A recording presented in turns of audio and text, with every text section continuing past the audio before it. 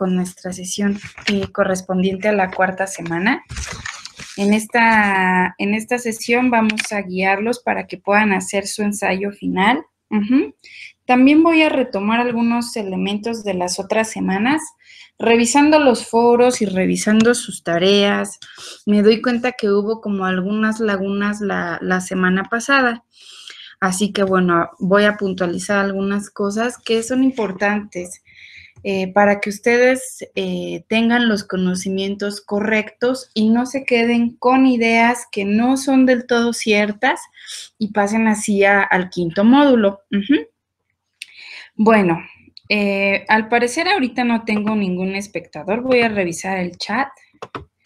No tengo ninguno de ustedes. De cualquier forma, recuerden que el video se queda grabado para que lo puedan revisar después.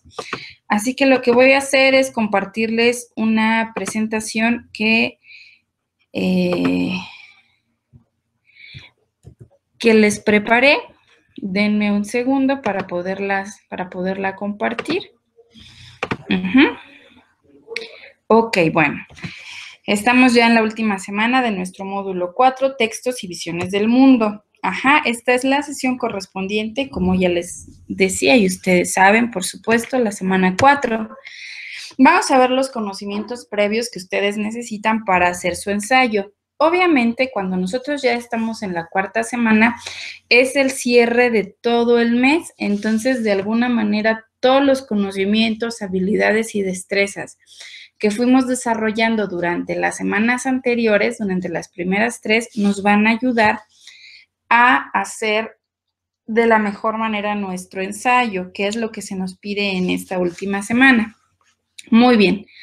Bueno, revisamos poesía durante este mes, revisamos poesía y revisamos canciones. Vimos sobre todo cómo es que a través de la poesía se embellece. Se embellece el lenguaje. Recuerdan ustedes que vimos 4 figuras retóricas: metáfora, comparación, etcétera. Ok, esas solo son unas de las figuras retóricas que vimos. Eso fue parte de nuestro aprendizaje. Lo estamos mencionando a manera de cierre.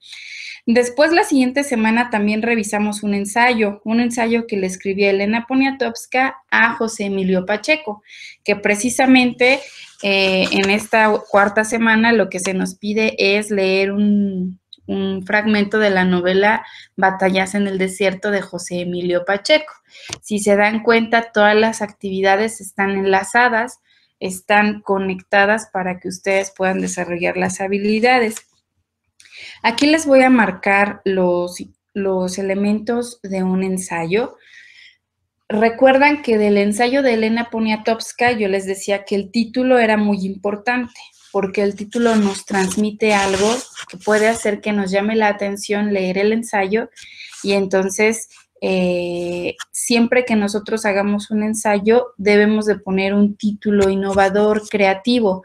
Todos los ensayistas, los intelectuales, siempre ponen títulos que de alguna forma hacen referencia a lo que está tratando su ensayo, a lo que ellos desarrollan, a sus ideas importantes, ¿sale?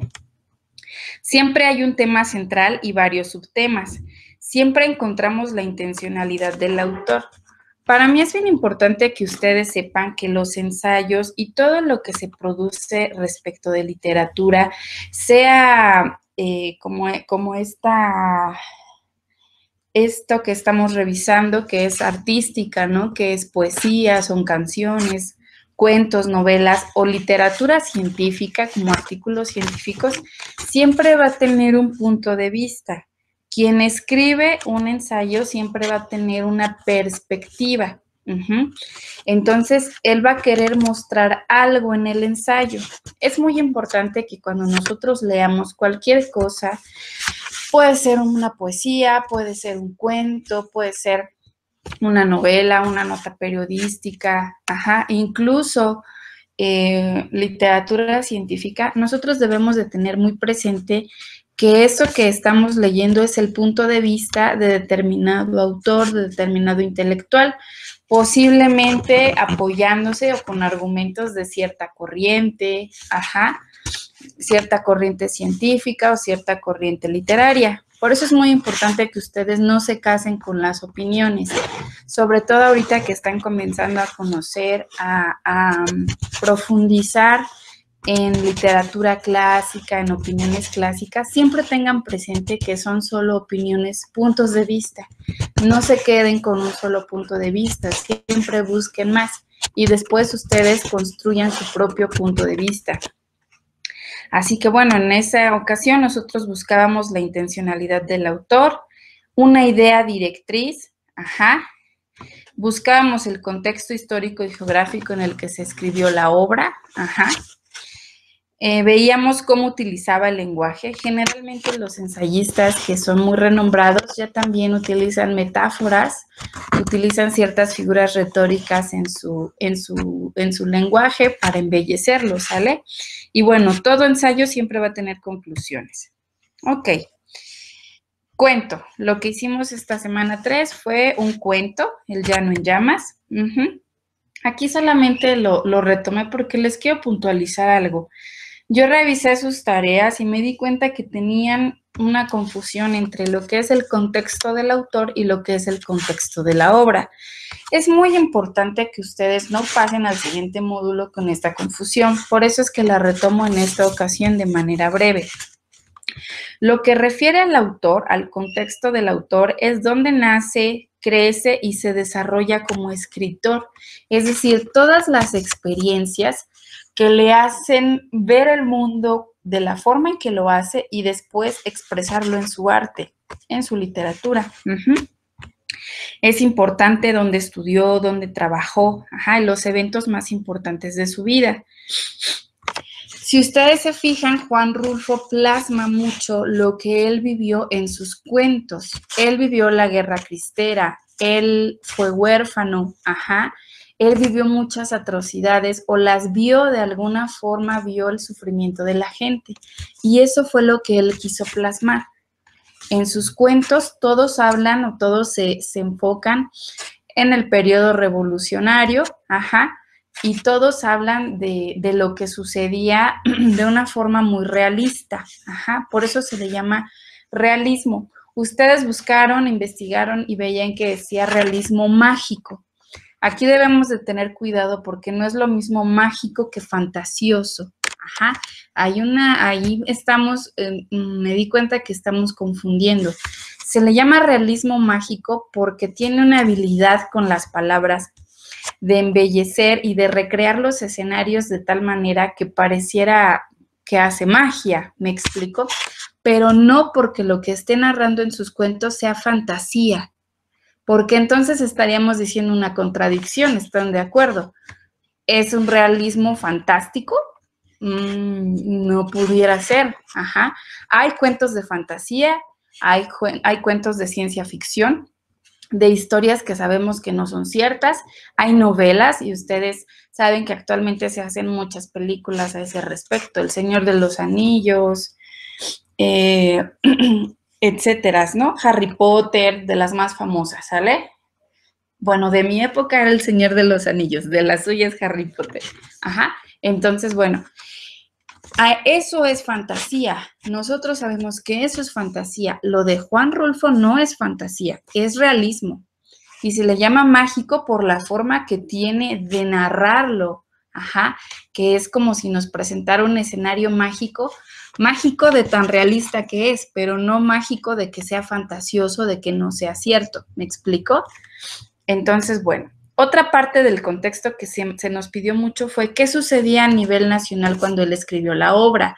Nosotros siempre debemos de ver cuándo se publica una obra. Si Juan Rulfo la publicó hacia 1953, quiere decir que ya el periodo revolucionario había pasado. Incluso los gobiernos de los exrevolucionarios ya habían pasado. México ya no estaba tanto en el proceso posrevolucionario.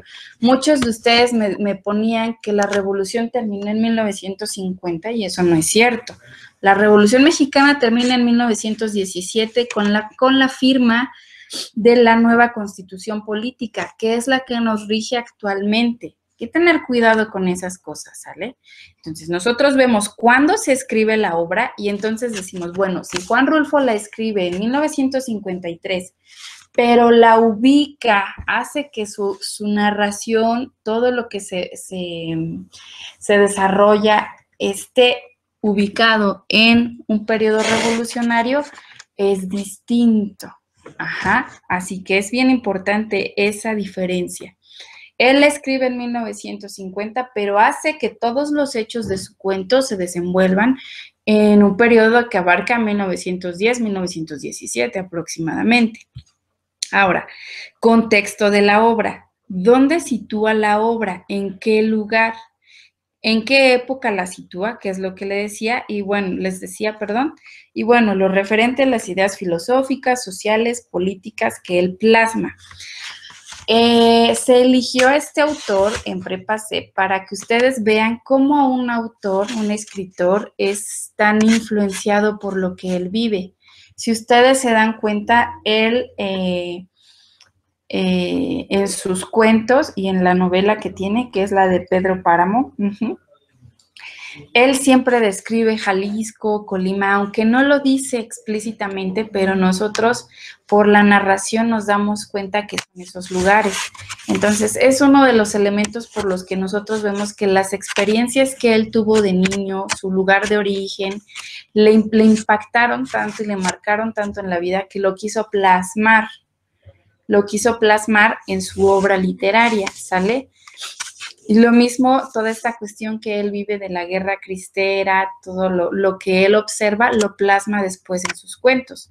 Por eso, aunque los escribe 30 y tantos años después, él los ubica en ese periodo revolucionario, ¿sale? Bueno, esto yo se los quería dejar bien claro para que ustedes no tengan dudas y no pasen con estos como huecos al siguiente módulo, ¿sale?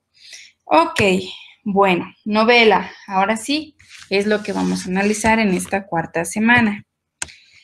Muy bien, ¿qué se nos pide? Bueno, se nos pide que hagamos un ensayo. Fíjense bien, el ensayo ya tiene este título, leer para comprender, para conocer y comprender mi mundo. Este es el título del ensayo. Ustedes ya no tienen que buscar uno. Como yo les decía, los ensayos siempre tienen un título que nos habla mucho del contenido del ensayo. Entonces, bueno, esto ya nos lo muestra la plataforma. Ustedes ya no tienen que buscar nada más. Es el título que tienen que respetar. José Emilio Pacheco y el México de ayer y hoy. Ok. Yo puse aquí mi nombre porque lo estoy haciendo, porque lo que yo les voy a mostrar ahorita es el ejemplo de cómo pueden ustedes comenzar a redactar y qué ideas retomar en su ensayo. La fecha, el módulo, que es el cuarto, y el nombre del módulo. Muy bien. Nos pide que hagamos una introducción. Todos los ensayos tienen una introducción y sobre todo ahorita que ustedes están comenzando a desarrollar ensayos, porque si se fijan, si lo tienen presente, desde el módulo 3 ustedes ya habían hecho un primer ensayo y lo hicieron de manera sencilla. Este ya es un poco más complejo. Ok, bueno, lo que nos pide es una introducción. Esto que está aquí yo lo redacté. Obviamente lo que yo quiero, mi intención es que ustedes redacten con sus propias palabras, porque un ensayo no se trata de copiar la información de alguien más y pegarla. No se trata como de hacer un collage de párrafos, ¿no? De copiar de varios sitios, sino de que ustedes todo lo escriban con sus propias palabras, desarrollen sus argumentos, cuiden su puntuación, su ortografía, etcétera. Pero todo con sus propias palabras. Yo voy a ser muy minuciosa con esto. Si yo encuentro que ustedes retomaron párrafos completos sin citarlos, y sin que sea realmente necesaria la cita, y que nada más retomaron de otros lugares, yo voy a bajar ahí calificación. Y lo hago porque es muy importante que ustedes desarrollen la habilidad. Si ustedes no escriben, si ustedes no lo intentan, no lo van a desarrollar. Entonces, a mí no me importa que tengan faltas de ortografía, o sea, en el sentido de que es parte de su proceso de aprendizaje. Obviamente, si ustedes me entregan un ensayo que no tenga una sola falta de ortografía, que todo esté perfecto, bueno, pues para mí mejor y para ustedes también, porque la calificación es para ustedes, ajá. La evaluación de su desempeño es a ustedes, los afecta a ustedes. Pero me refiero a que yo prefiero que ustedes tengan algunas faltas de ortografía, algunos errores de redacción, pero que ustedes lo escriban, puño y letra, ¿sale? Y no que copien información de otros sitios que no va a tener faltas de ortografía, pero que no escribieron ustedes.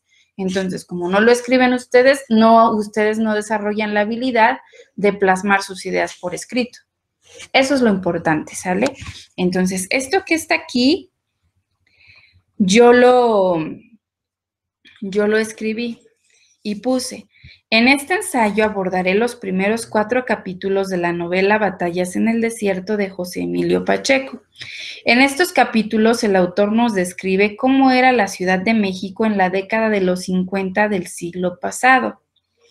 Es un párrafo muy sencillo en el que yo estoy diciendo qué voy a hacer, qué novela es, cuál es el autor, cuáles son los capítulos en los que yo me voy a enfocar, porque no estamos leyendo toda la novela, sino nada más los 4 capítulos primeros. Y entonces, como espero que ustedes ya hayan leído esos capítulos, se dan cuenta que José Emilio Pacheco lo que hace es describir cuando él era niño y cómo era la Ciudad de México. Y describe cómo era la escuela, describe a sus compañeros. Entonces, bueno, es parte de lo que ustedes tienen que plasmar aquí. Este es un primer párrafo, que les puede dar a ustedes la pauta para que ustedes redacten con sus propias palabras. Obviamente no quiero que copien esto, pero sí que sea una guía en el sentido de que ustedes pueden poner que en este ensayo, que en el ensayo que van a hacer, van a desarrollar ideas a partir de que hicieron una lectura de los primeros 4 capítulos de Batallas en el Desierto de José Emilio Pacheco. Y pueden poner ahí las ideas principales de esos 4 capítulos. Después nos pide que en la misma introducción nosotros tengamos un tema central. Si se dan cuenta, las instrucciones en la plataforma nos piden analizar el México antiguo y el México de hoy, es decir, el México de los años 50 que nos narra José Emilio y el México actual, 2016. Entonces, el tema central es para todos, porque es lo que nos está pidiendo la plataforma, que todos nos basemos en encontrar esas diferencias. Nuevamente, esta es mi redacción. Yo espero que ustedes tengan la suya, pero que esta les sirva de guía. Un tema central de este ensayo es la comparación entre cómo era México en la época en la que José Emilio Pacheco era niño, en la década de los 50, y cómo es actualmente. Yo, este ejemplo que les pongo de introducción tiene solamente 2 pequeños párrafos, pero si se dan cuenta son como párrafos introductorios, es decir, son párrafos en los que pueden ustedes, ¿cómo explicárselos? Pueden tener un párrafo introductorio que explique esto y de ahí desarrollar un poco más qué más hay en su ensayo.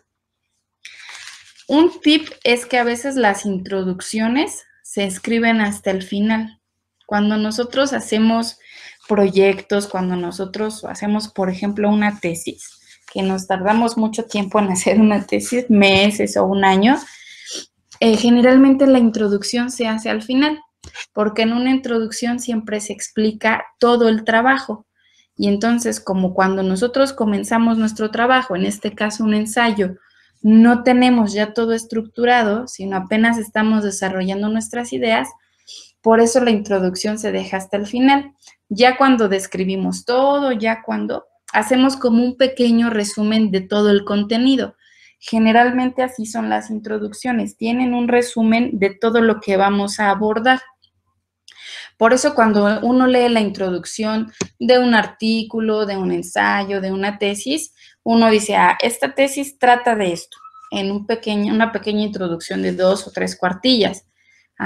En este caso solamente es una, pero bueno, estoy haciendo el ejemplo de otro tipo de trabajos.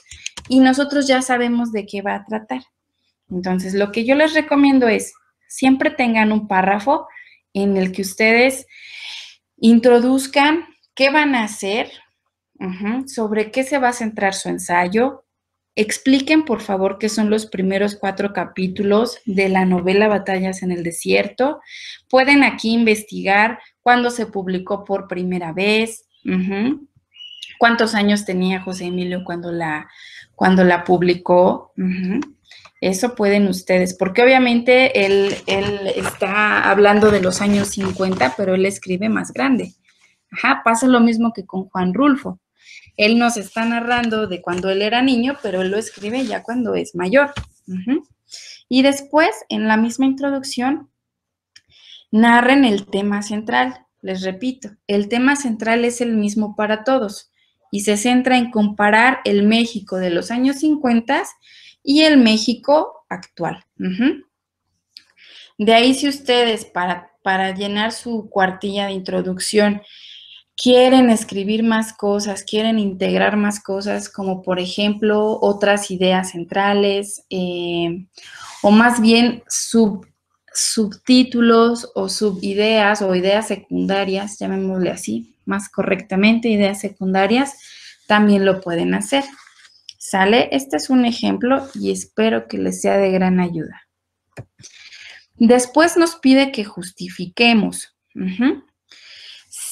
Ustedes piensen, si yo estoy haciendo un ensayo en el que estoy comparando cómo era México en los años 50 y cómo es México actualmente, ¿eso qué me puede traer de beneficio a mí como estudiante? ¿Qué interés despierta en mí? ¿Saber qué? A lo mejor saber cómo se transformó México, a lo mejor conocer costumbres de la época, no sé, pero entonces ustedes van a decir, ¿qué me llama la atención y por qué yo quiero desarrollar este ensayo? ¿Sí me explicó? El ejemplo que yo les pongo de justificación dice, el motivo por el cual realizo este ensayo es para profundizar más en los cambios que vivió nuestro país en las distintas épocas. Considero que es muy importante que como jóvenes sepamos cómo ha ido cambiando nuestro país, pues esto nos ayuda a contribuir activamente en los cambios sociales que todos esperamos. Esta es mi idea. Obviamente es un ejemplo. Esta es como mi motivación. La justificación es por qué yo quiero escribir mi ensayo. Y a mí me gustó la idea de comparar la época antigua con la época actual para saber cómo se ha transformado México. Pero ustedes pueden encontrar otras cosas. A lo mejor les llama mucho la atención saber cómo se fueron, cómo los mexicanos nos fuimos apropiando de ciertas palabras de Estados Unidos, por ejemplo, cómo fuimos consumiendo ciertos productos, porque esos primeros 4 capítulos, José Emilio narra, por ejemplo, que su papá tenía una fábrica de jabón, pero que comenzaban a venderse detergentes y entonces la fábrica de su papá tenía problemas. Ustedes saben que hoy en día hay muchas marcas de detergentes, y que son las empresas más fuertes. Por ahí hay empresas de jabones, pero son empresas más pequeñas.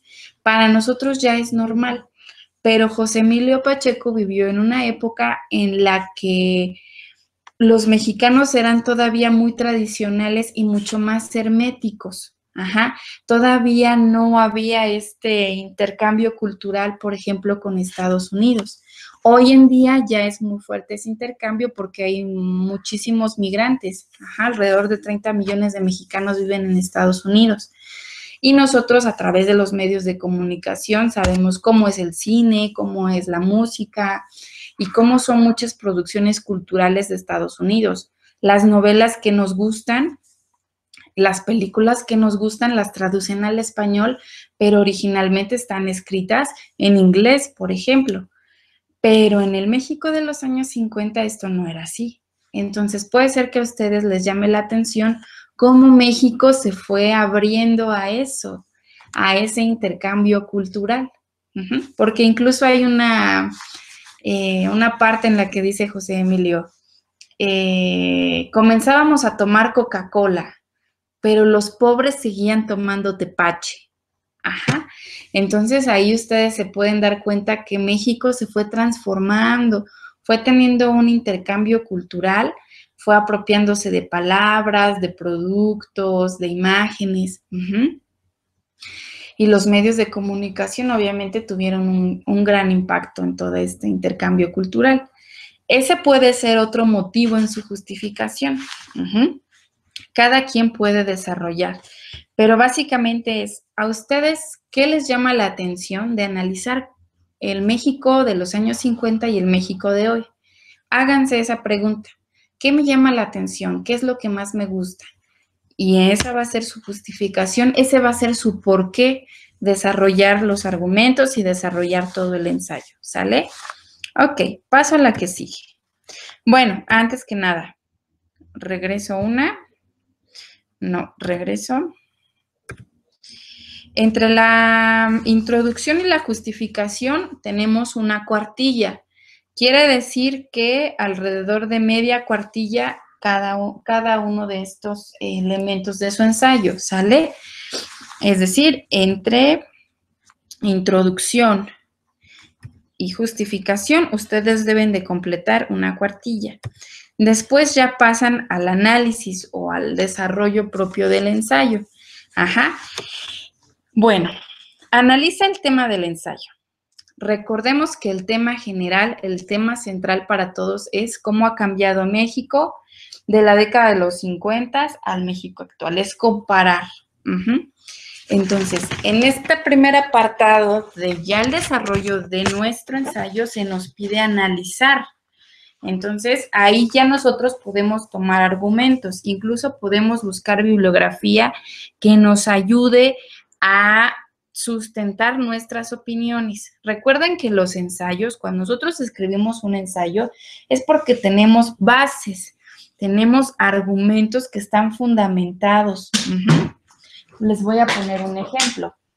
Yo puse, mi análisis del tema principal fue el siguiente. Como he mencionado, el ensayo se centrará en comprender el México de los años 50 y el México actual. Este tema es muy importante ya que el autor nos narra una desigualdad muy importante. Él considera que comparado con ciertos compañeros es rico, pero que es inmensamente pobre comparado con otros.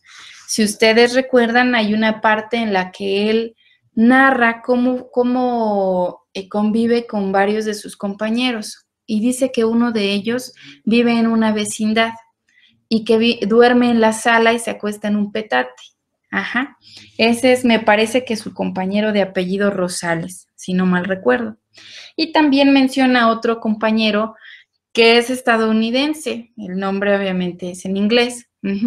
Y cuando le invitan a su casa, es una casa en las lomas de Chapultepec, en la que hay piscina, narra que hay como 7 u 8 baños, tienen billar, tienen sótano, tienen todo.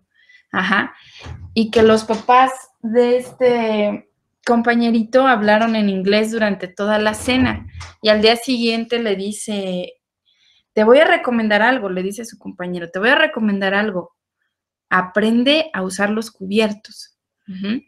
Entonces, esa parte, por ejemplo, a mí personalmente me llamó la atención, por eso lo puse, la desigualdad social. Cómo todos esos niños que iban a una misma escuela podían ser tan distintos y de clases sociales diferentes y vivir tan distinto.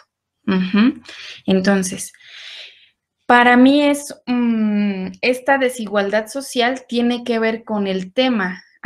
¿Por qué?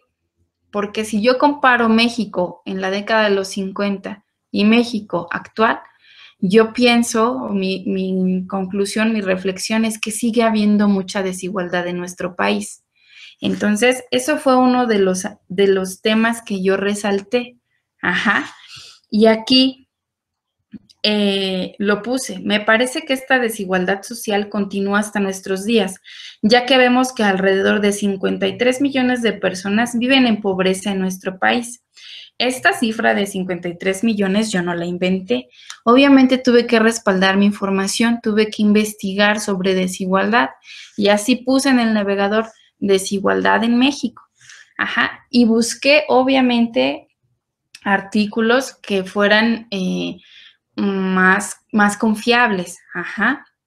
Esta información que yo retomé es del periódico La Jornada, por ejemplo. Entonces, este es un ejemplo de cómo ustedes pueden ir desarrollando este tema central, que es la comparación de nuestro país, especialmente si quieren de la Ciudad de México, en la década de los 50 y en la década de los 2010.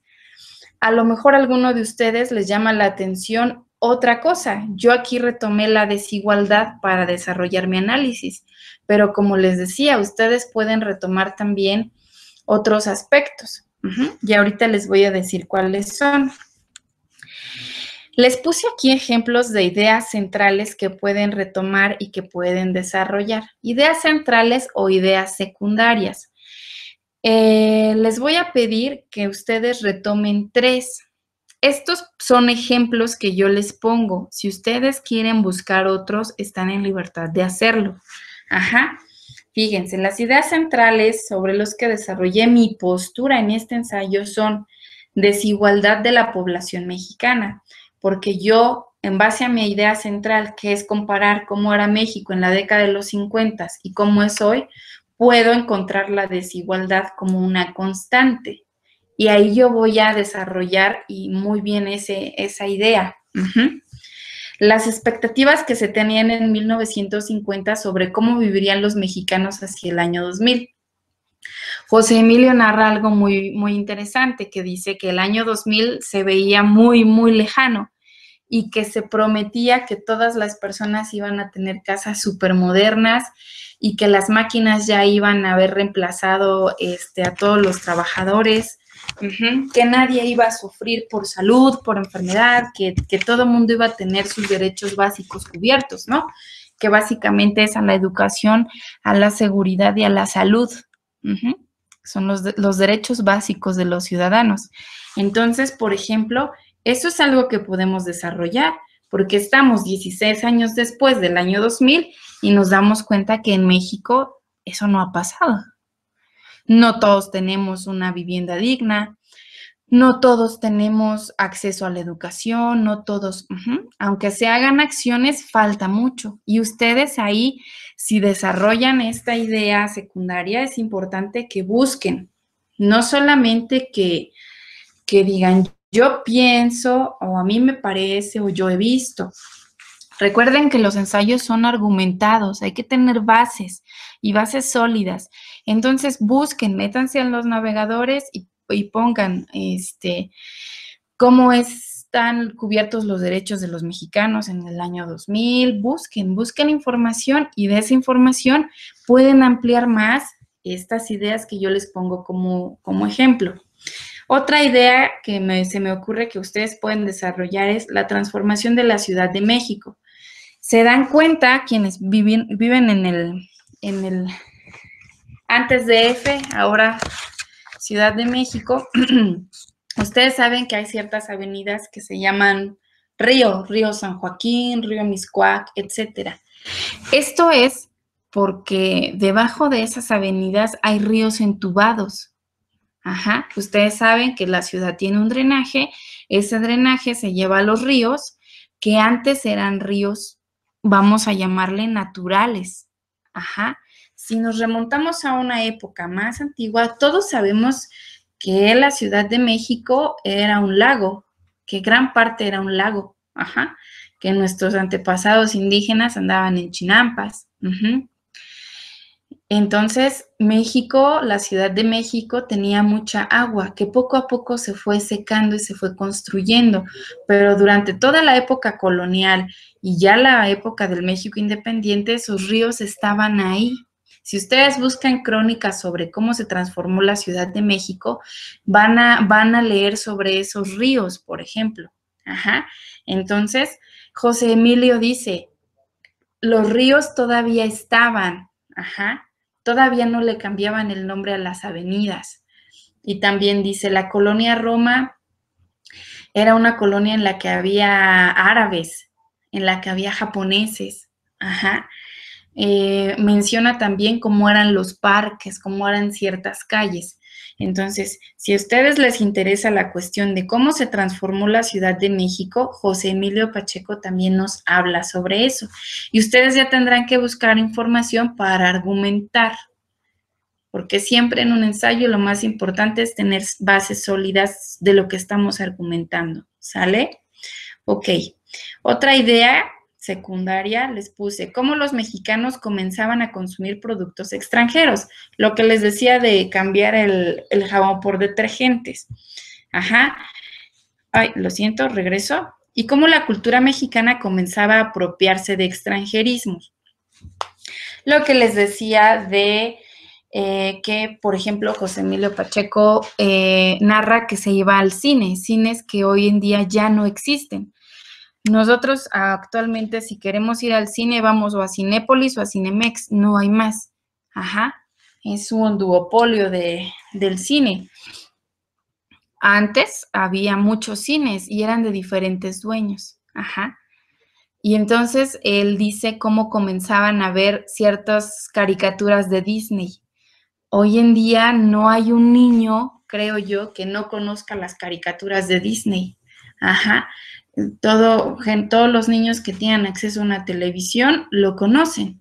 Ajá. Pero en aquel entonces apenas se comenzaba a divulgar en nuestro país, porque como dice José Emilio, aún no había televisión, todo era a través del cine. Y no todas las personas iban al cine. Uh-huh. Hoy en día todos los hogares mexicanos tienen por lo menos una televisión, por lo menos una. Generalmente tienen más. Ajá. Entonces es la importancia que jugaron los medios de comunicación en todo este intercambio cultural. Uh-huh. Pero entonces él narra cómo estaban viendo ciertas caricaturas, estaban viendo ciertas películas y cómo comenzaba a haber ese intercambio con los Estados Unidos, intercambio de cultura, ¿sale?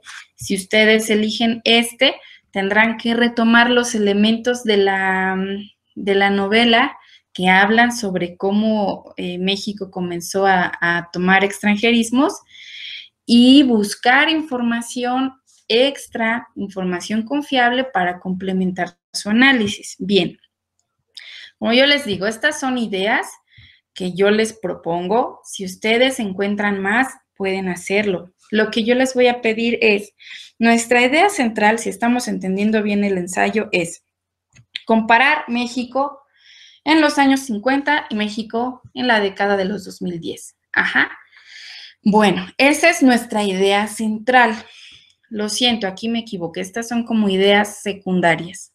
De ahí cada quien va a retomar por lo menos 2 ideas secundarias para apoyar su análisis. Si ustedes se van dando cuenta, todo tiene una hilaridad o todo está unido. Ajá. Nosotros, a través de la desigualdad, de las expectativas, de la transformación de la ciudad y del intercambio cultural, podemos comparar a México. Es decir, estas ideas secundarias apoyan nuestra idea central, ¿sale? Entonces, les voy a pedir que de aquí escojan 2, o si ustedes tienen 2 aparte que quieran desarrollar, a mí se me ocurrieron estas, pero ustedes obviamente pueden ser muy creativos en esta parte y poner otras 2 o retomar una de estas que yo les pongo y ustedes desarrollar otra idea que les haya llamado la atención del texto y que crean que esa idea les puede ayudar a desarrollar el tema central, que es comparar México en esa época y en la época actual. Muy bien. Como les decía, debemos de buscar argumentos que le den fuerza a nuestras ideas.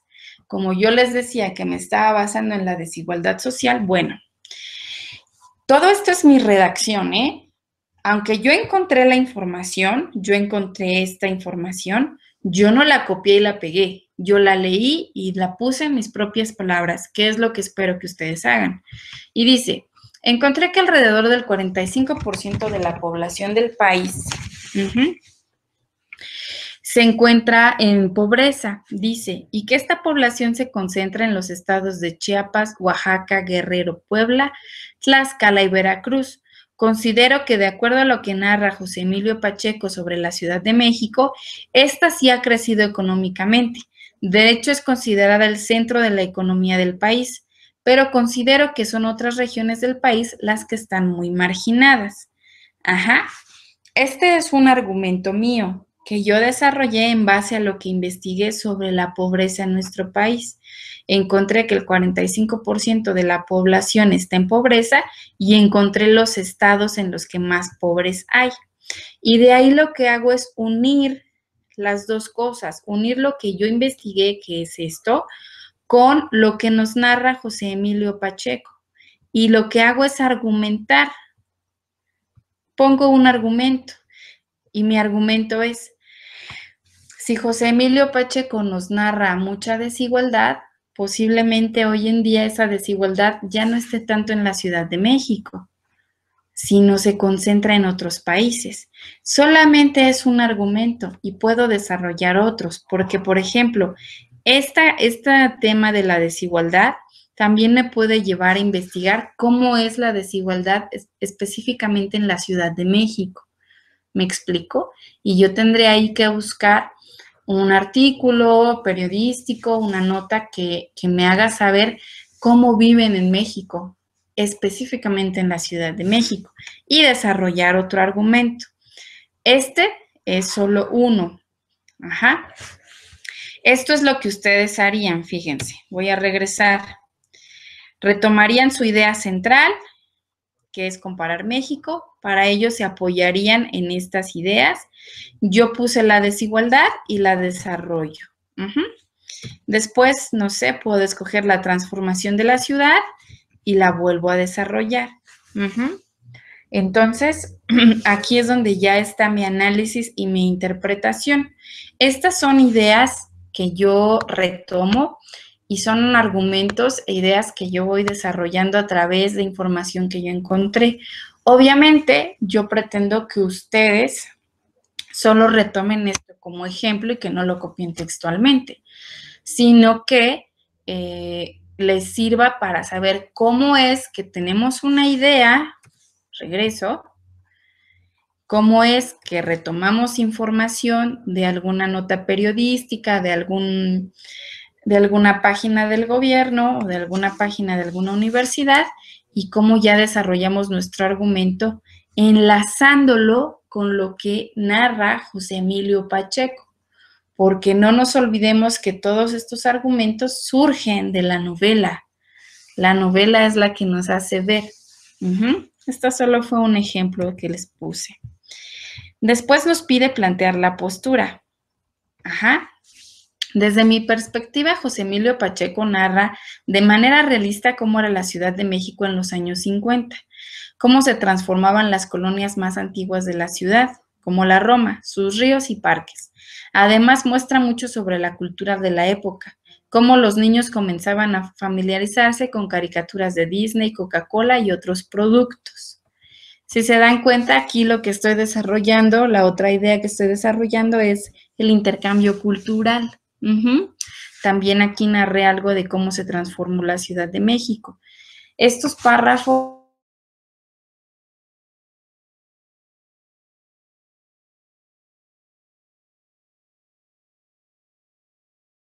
obviamente son que ustedes hagan lo propio, que ustedes desarrollen sus propias ideas, porque solo escribiendo van a aprender a escribir. Ok. Después nos pide una bibliografía. Muchos de ustedes lo que han hecho es que en la bibliografía solo me pegan el link, solo ponen el link ¿sale? Esto no es correcto. ¿Por qué? Yo sé que si voy al link, pues voy a encontrar la información en la página, de la que ustedes la retomaron. Pero hay que saber, ¿cómo decirles? Desmenuzar la bibliografía. Si yo entro a un sitio en internet, voy a ver si, por ejemplo, es una nota periodística, estamos de acuerdo en que la escribió un periodista. Entonces voy a buscar en la nota periodística el nombre y lo voy a poner primero. Después del nombre, esa nota periodística tiene un título. Porque todas las notas periodísticas tienen un título. Y entonces lo voy a escribir en letras cursivas. En este caso, el que yo investigué se llamaba En pobreza 53.3 millones de mexicanos, informa el Coneval. Ese es el título de la nota periodística.